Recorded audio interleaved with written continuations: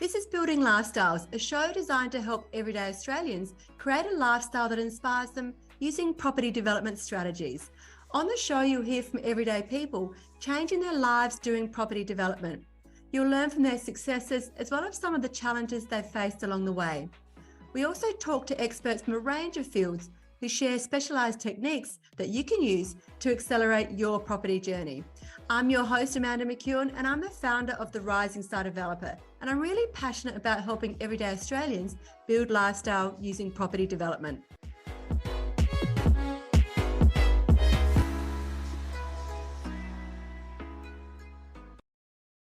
Welcome to Building Lifestyles, a place where we dive deep into stories of resilience, determination, and the journey to success. I'm your host, Amanda McEwen, and today we have an episode that I promise will not only touch your heart, but will ignite your spirit. Our guest today is someone who exemplifies the true meaning of perseverance and strength.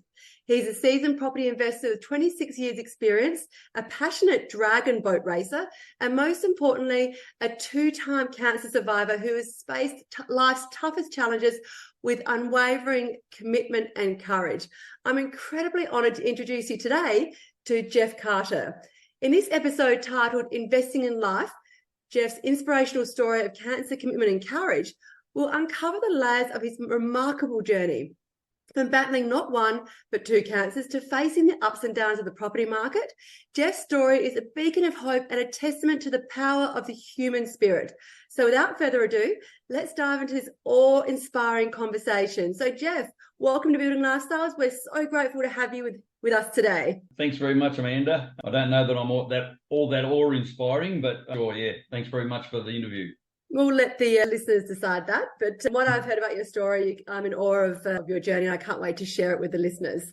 So let's just start off by sharing a bit about your journey as a property investor and how you've managed to sustain your passion for property over 26 years. Yeah, well, my journey began after 30 years in the Army. Discharged from the Army, and part of my retirement money was as a payout. That gave me enough money to go off and purchase my first investment property. And in fact, what I did was I purchased two investment properties as it turned out. So that got me on the road to investing straight away, not just being a homeowner. And that the reason I was able to do that was I noticed that one of the properties that I was looking at to buy to live in was in very good condition. The tenants had kept it in very good condition. Their furniture was in good condition. Everything about the property was good.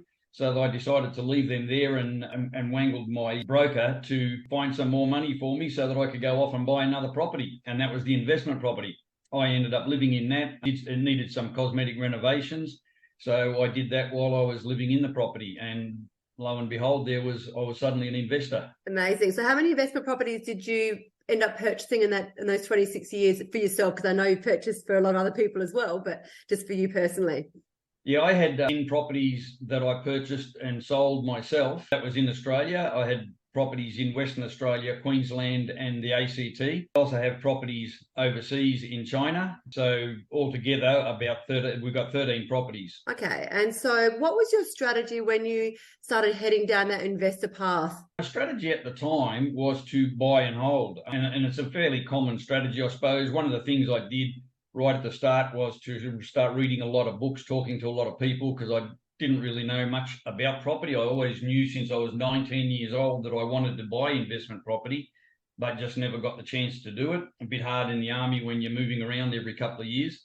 But when I got into the property investments, my strategy was that I was going to buy as many as I could in my working years, and then pay it once I got to a point where I wanted to retire. Hopefully that was going to be around about the 55-year mark. The plan was to sell off as many as I needed to pay the rest off, and then with my Army pension, and then the income from my properties that I had remaining, I should have been able to live fairly happily. Okay. And so what actually happened during that journey? I guess before we even get to that part, what were the key learnings that you took out of that investment path? The key learnings, I guess, was that you really need to have a strategy. You need to have a plan and work to that plan. When you're an investor, you need to keep your emotions out of buying property, and that all came over a number of years. At first, when I bought those first two properties, that was all emotion driven. One, because it was a great house and I really liked the look of it and everything.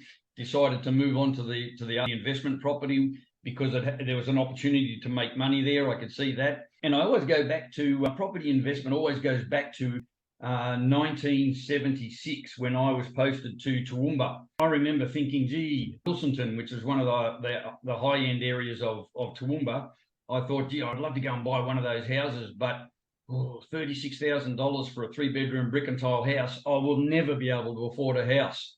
So I went off and bought a motorbike instead. Okay. Now I wish I'd bought 10 of those properties. And I always go back to that time when I bought that motor. It was a great motorbike. I actually made money out of that too. But just if I had gone and bought 1 or 2 of those houses, they're all worth up close to $1 million now in today's money. So yes, and retrospect's a great thing when you're an investor. And I think if we look at the trends of property historically, there's one direction the property's always gone, and that has been up. And there may be some minor bumps here and there. I regularly speak to investors and developers, and many people sit on the fence going, oh, I'm just going to wait till the property market pulls back, or I'm just going to wait till prices get cheaper. That very rarely happens. You might be lucky with an occasional blip here and there, but I think all of us look back and think, gosh, why didn't we buy some more property? I think back to even my developments, think, gosh, why if I kept those? They're now $200,000-$300,000. Yeah, but you make decisions based on the time that you're at. What made you go into investing in China? My wife's Chinese. Yep. I'd lived in China prior to meeting her. I'd lived in China for 5 years. It was a pretty poor property investment environment over there, and we didn't intend to invest. Basically what we wanted to do was just buy a house to live in when we were in China, and that was just off the back of they were cheap to buy. It's not a big house with a big yard or anything around it. The properties we've got over there are in high-rise apartments, and that's pretty much the way a lot of people live over there. Our plan over there is to eventually we'll sell those and then buy ourselves a property with a bit of yard around it, so that we can sort of live a little bit more of an Australian life, have a dog and chooks and everything. But the property market itself over there, and especially at the moment, isn't good. So I wouldn't suggest to anybody to go spearing off over there and start investing. I spent a lot of time in country, worked in country, so I was able to research the situation. And I didn't buy the properties for investment purposes. The properties we've got are for us to live in. One of them is basically just a holiday house in a tourist area, and we like to go there occasionally. We own all the properties in China outright, so we haven't got any debt over in China to worry about. So yeah, it's not necessarily a good investment environment for property, but we had a whole different strategy over there. Yeah, and that's the thing. People's investment strategies are very unique to them based on their circumstances. That's why it's really important to understand why you're investing in the first place. If we think back to when you had the properties in Australia, were they negative geared, cash flow positive? How were they balanced? The way I wanted to set my whole property portfolio up was so that if something drastic happened, it could support itself, or I could support it. And so the way I started off buying negative geared properties, but that can only take you so far because your salary can only pay for so many mortgages. So I had my portfolio fairly evenly balanced. I had positive geared properties and I had negative geared properties.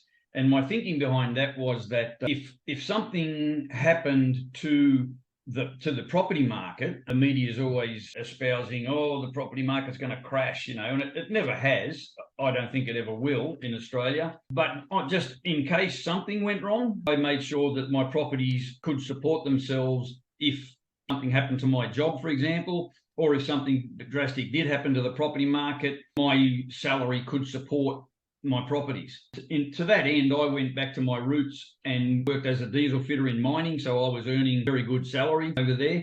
And so that if the property market did crash, I had stacks of money. I also maintain a $50,000, just a buffer to allow me to get over any drastic drops in the market or anything, or 10 vacancies. So I thought I had the properties pretty well covered, and I had properties that were earning enough money on the positive geared side, so that if I lost my job, the mine closed down or something, then the properties could look after themselves. So I thought I had all the bases covered. What I didn't have covered was two things happening at the same time.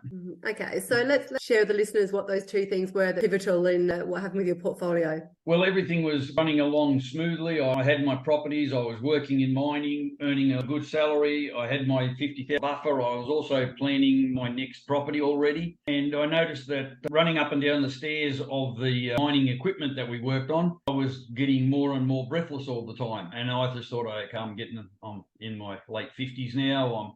I'm getting old and unfit. I was at one stage a marathon runner. So I thought, well, those days are gone now. But I went to the doctor when I caught a flu and couldn't get rid of the cough. After a few tests and x-rays and things, they found out that I had a blood cancer, which had metastasized in my right lung, and my right lung was almost entirely a tumor. So all of a sudden, cancer came along, and I can remember to this day sitting in the office of the GP, and my head was literally swimming, just thinking, oh, no, you've got to be joking, cancer. So I went home and I sat down and just sort of started to plan out what I needed to do to get over the cancer chiefly, but also what I had to do with my property portfolio. I still had mortgages to pay. I was living in Kalgoorlie at the time, so a lot of trips down to Perth to the hospital, to the cancer care centre down there, and a lot of tests and scans and blood tests and a whole bunch of other things to determine the cancer I had. The thing that really hit me hard was that the cancer report originally had metastasized in my lung. They thought I had lung cancer, and the GP broke it to me, Geoff, I'm sorry to have to tell you this, but you've got lung cancer and it doesn't look good. And I just thought, oh, wow. I've never smoked in my life. How do I get lung cancer? And I just felt totally ripped off. That I'd never smoked in my life, and here I am with lung cancer. But it turned out to be a blood cancer that was just in my lung. But on the downside, it was late stage 4. Once they staged the cancer, it was late stage 4. And for people who don't know anything about cancer, there is no stage 5. So things weren't looking good. I had to jump out of mining straight away. So quickly, in fact, that my daughter flew over from Canberra to pack up my house. I jumped on the plane when she arrived and flew back to Canberra to begin chemotherapy. And that started the day after I got back. I wasn't totally destitute though, other than the cough that I couldn't get rid of, which was the telling factor. The doctor, I felt perfectly fine. I had no pain. Everything else was just normal. When I went back home, I even took my dragon boat paddle with me just in case I could get in the boat. But the doctors were saying to me, yeah, look, we're going to do this and this will happen. We've got this treatment. This will happen. You're not a feeble old man. You're still reasonably fit. I'd still been working out in the gym the whole time I was over there. So they said, you're not a feeble old man. Your body should handle this chemotherapy really well. And because of that fact, we're going to hit you with a very strong chemotherapy. And the recovery from that cancer actually set a few records. They told me there was 1 world record and 2 Canberra hospital records that I set for the recovery on that treatment. And one of them was that chemotherapy just hit me so well. I can remember sitting up after watching the Tour de France, as I do every year, at about 2 o'clock in the morning, and I could feel the pressure easing out of my lungs. Wow. At the 3-month of a 6-month period, chemotherapy period, they couldn't find trace of the tumour in my lung. I also had 3 tumours around my stomach, and the cancer was in my bone marrow. So they couldn't find any tumours. They found 1 small mark on the scans of my lung, and they said, yeah, that could be just scar tissue from the tumour. But they said that was just an amazing recovery period. And it pointed me to the fact that I've maintained a pretty healthy lifestyle, a pretty fit lifestyle all my life, played sport all my life. And that came back to help me right there and then, even though I feel like my body has... That's for sure. And then in terms of your property portfolio, because you were having treatment and not working, what actually happened with all of that? What happened with that was like about a month after I started the chemo, I just looked at what my properties were and I thought, great, I'll set this up well because my properties were going to pay for themselves. I still had the 50,000 in the bank. So all of that was looking good. I had a 6-month chemo period, and then 6-month recovery after that where I wasn't allowed back to work. And what I had, the way I'd set my property portfolio up, covered that plus the buffer that I had. That was all covered pretty well. I was living with family, so I donated there, but there was no pressure there. When I started the chemo program, I was totally at ease. I thought, okay, this is all going to work fine. Then about a month later, the mining construction boom collapsed, and all the electricians and scaffolders and all the builders and carpenters all went home. So that dropped the market very drastically. So my star properties that were earning money and paying for my property portfolio suddenly weren't. And in fact, my $50,000 buffer disappeared very quickly because suddenly I was paying off 5 mortgages with no income. So that was a bit hard to take, and that probably knocked me around every bit as much as realizing that suddenly I had cancer. Because I was, everything I'd worked for that. I joined the army at 15 years old and joined the Army Apprentice School with the sole aim of setting myself up for retirement. And here I was watching my whole retirement for all those years go down the gurgler. So that was a bit tough to take.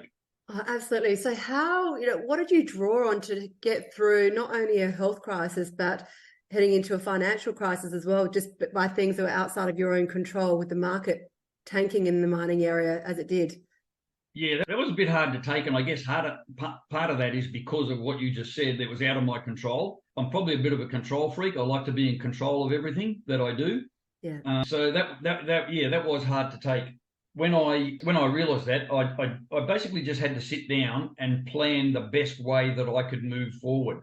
Mm-hmm. So instead of having the 6-month recovery period, as soon as my chemo finished, I was back into the workforce. I had to get the mine that I was working at kept my job open, so I was able to jump straight back into that. But I was told in no uncertain terms by the cancer, or by the hematologists who look after my cancer, I was told in no uncertain terms that they suggested very strongly that I don't work around carcinogens. And in gold mining, there are lots of carcinogens. So I just basically worked there until I could get myself back on my feet enough to get out of mining, basically. Yeah, so during that time, you mentioned that you looked at your portfolio and you made some decisions while you were going through cancer because of the property in the mining town tanking like it did. So you made some decisions on your portfolio, and what did you do there to try? Basically, what I did was I had to start selling some of my properties, start thinking about selling them. So looking at the properties that I could sell, obviously the ones in the mining towns, because of the mining boom suddenly dying, weren't going to sell. No one was buying property in mining towns. And neither was I when I first started off my portfolio. I was always going to stay out of mining towns. But saw my friends doing extremely well for many, many years. So I thought, well, maybe I should buy a couple. So what I did was I had to sell the properties that were going well. And they were my 2 properties in the ACT. They were both, I'd had them for quite a while. I'd had them for 15 years. So I had a fair bit of equity in those. And to sell those, I came out of those without a loss, and put money back in my pocket, which helped me to keep some of the other properties going. So all in all, I ended up having to sell 3 properties, and the ones I maintained were the ones that basically I couldn't sell. Yeah. Or I would have lost massively to sell. Yeah. Okay. All right. That's always a challenging time, isn't it? But fortunately, you were able to hold on to those and push your way through that time, weren't you? Yeah. Thanks to my darling wife, she's been working like a Trojan just to try and keep our head above water, as was I, but everything that we'd sort of fallen into was all due to things that I had done or that had happened to me. So I sort of felt a bit of guilt there that she was going through all the same things that I was, and I didn't want to sort of drop off the perch at any particular time and leave her with nothing and struggling in life. And in fact, one of the things that you often say is you've got to have your why.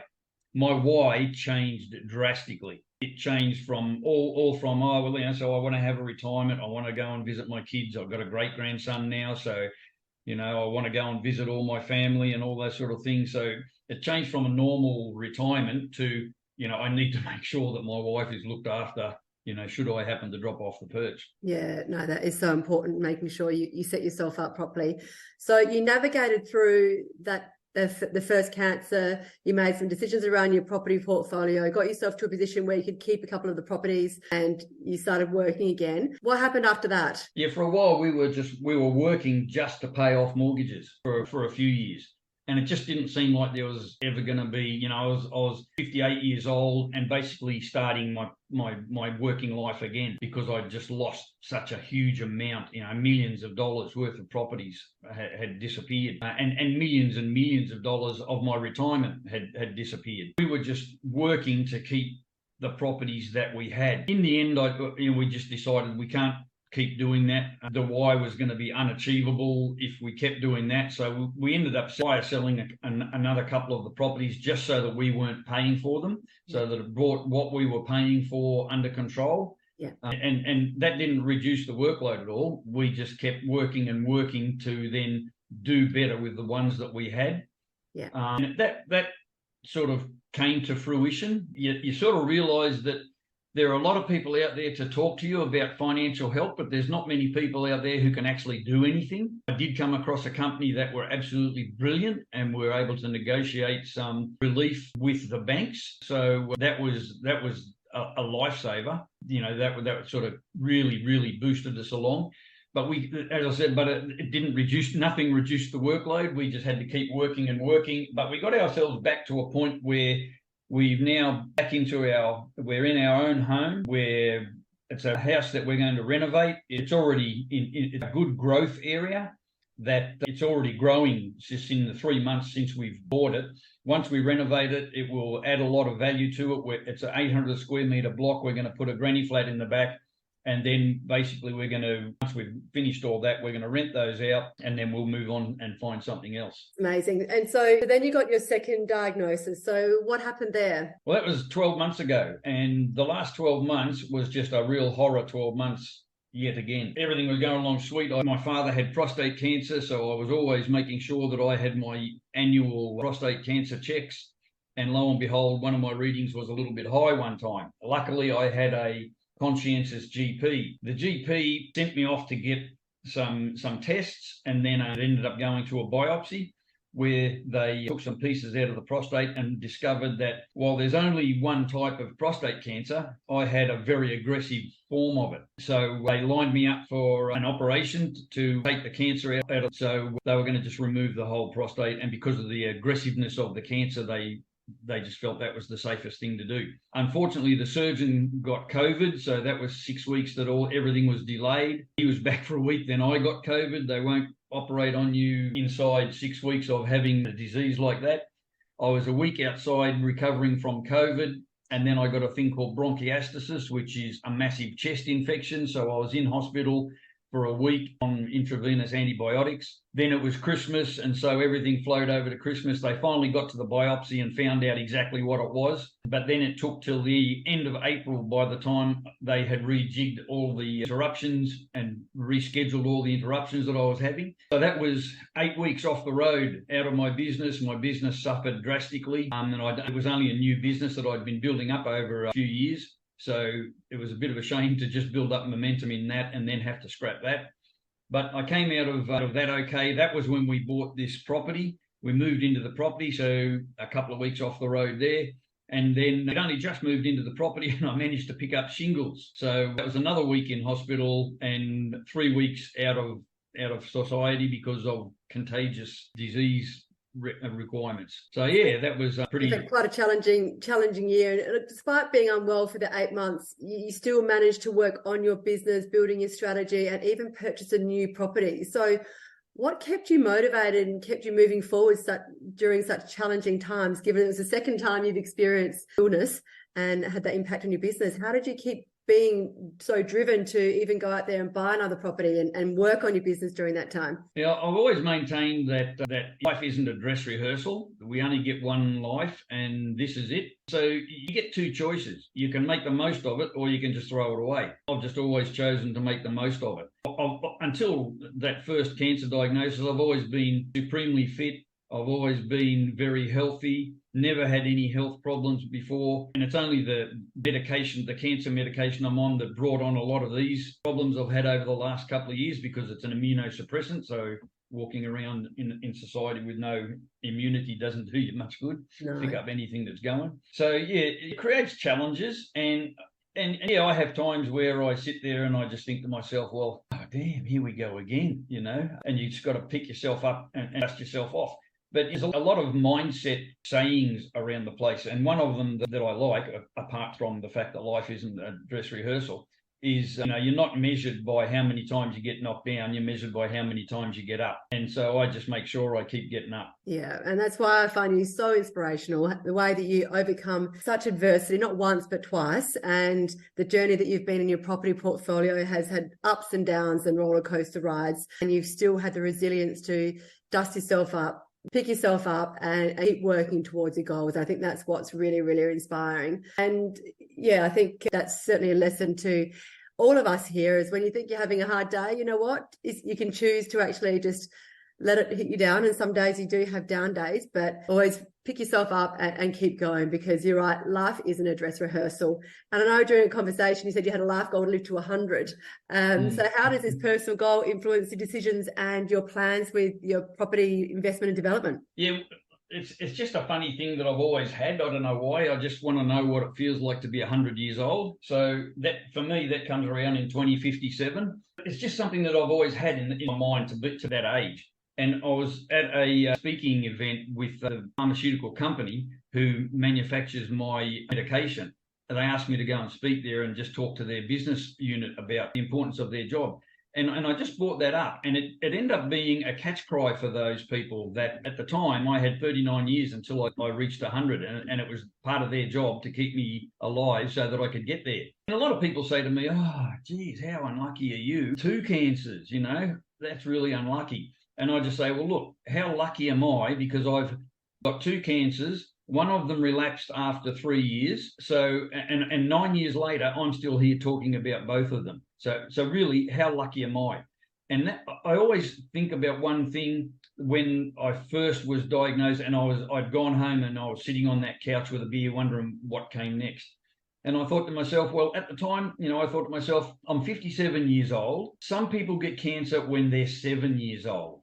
They don't even get to live a life. And I've lived for 57 years. So that from that point on, that's just how I approached everything I did. Sure, I had a late stage 4 cancer, but every day that I saw the sun come up, every day that I was on the right side of the grass was a good day. Yeah, and that's a beautiful philosophy, making the most of every single day, because you're right, life is a gift, that's for sure. Yeah. Since that time, you after going through your journey with your property investment portfolio, you then invested in yourself and joined the inner circle. What made you contemplate doing property development after having been through that journey of property investment, selling down, restarting again? What inspired you to take that next step? I knew that I didn't have the time. When I first started investing, I was 40 years old. And so now, at 66 years old, I don't have the time to build investments. I mean, in my newsletters that I write to my readership, I always tell people that investments are about time.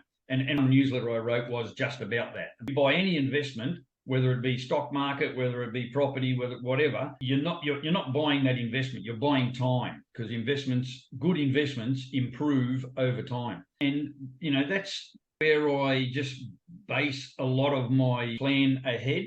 And now I know I don't have that time build up. Like, I've got this property now, and in 2 or 3 years, we'll have it all sorted and we'll be looking for the next phase. That's the plan. But I don't have the time to build up millions of dollars in that fashion. So I thought that development might be the way to go. One of the reasons that I signed up with Rising Star was because what I had seen from your videos that I had watched was that you seemed very approachable and very knowledgeable. I thought, well, there's somebody that I can approach and gain knowledge. So that's what I did. And I did the course. Unfortunately, I guess I'd probably, looking in hindsight, I'd probably taken on a little bit too much, because at the time I just started my business and I was putting a lot of time and effort into that as well. And that had to be the priority at the time. Then along came the second cancer. So that trashed the last 12 months. But I haven't given up yet. Yeah, that's amazing. And I think an interesting point as well is with property investment, you're absolutely right, it's more of a retirement strategy for longer term lifestyle, whereas property development is where you can generate lump sums in a shorter period of time. So for whether you're in retirement phase or whether you're just starting out, to be able to get those returns faster, that's one of the key benefits one of the many benefits of property development. And we're in a smaller gains strategy at the moment with this renovation and then building the granny flat and renting them out. but it's the means to get us back onto the road to go to the next phase. Yeah, no, that's amazing.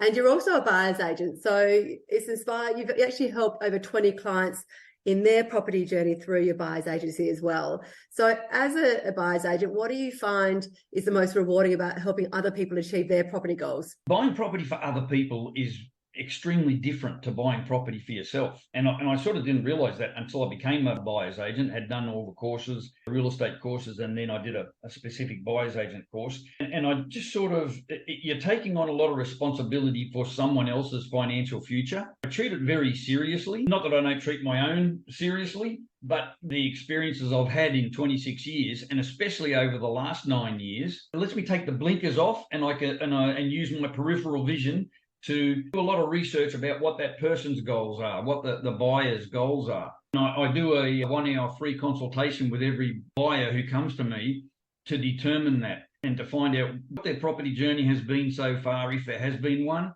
what their goals are with this particular purchase, and how that's going to fit into their profile, into their property portfolio rather. But I don't try to be an investment advisor, because I'm not.